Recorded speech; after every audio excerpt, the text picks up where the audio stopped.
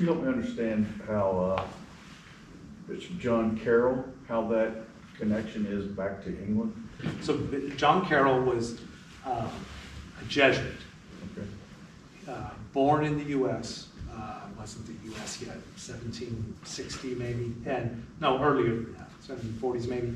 And so the Jesuit order was suppressed. I don't know if you know this, but the Jesuit order founded by St. Ignatius of Loyola was suppressed due to politics in Europe. Yeah. And they had no choice but to say, the order has to stop. So all the Jesuits, one of them was John Caroll.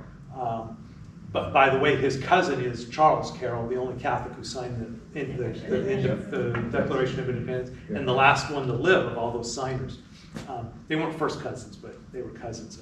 So this group of Jesuits kind of just went out, and they were kind of like, I don't want to use the word secular, that's what they'd be called, but they were, like diocesan priests, they were kind of on their own, just doing ministry, but they weren't allowed to be in the order.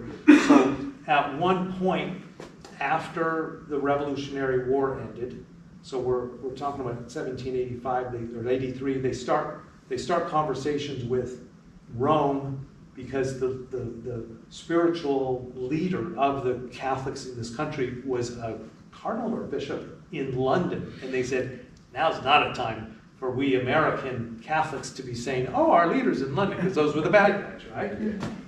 They had just done unthinkable harm to this country in that war. And so they started pushing the Pope, so the letters were going and the conversations were going back and forth. And he wasn't a bishop, John Caroll said, please allow us Americans just this one time, because of the nature of this country, and our new freedoms that are unknown in Europe, allow the priests in this country to pick their own bishop. And the Vatican, amazingly, here it is, the 1780s, said, okay. But he wasn't a bishop immediately. He was I forget the title, kind of the spiritual leader. I'm forgetting the exact title. It was ecclesial administrator, something like that.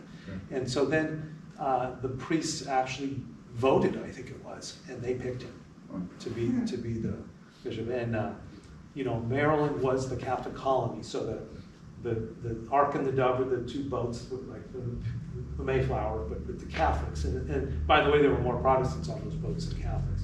But it was a chance to start a Catholic colony that came out in 1634, 31? 1634 was the maiden voyage. Lord Baltimore led that on the Ark of the Dove.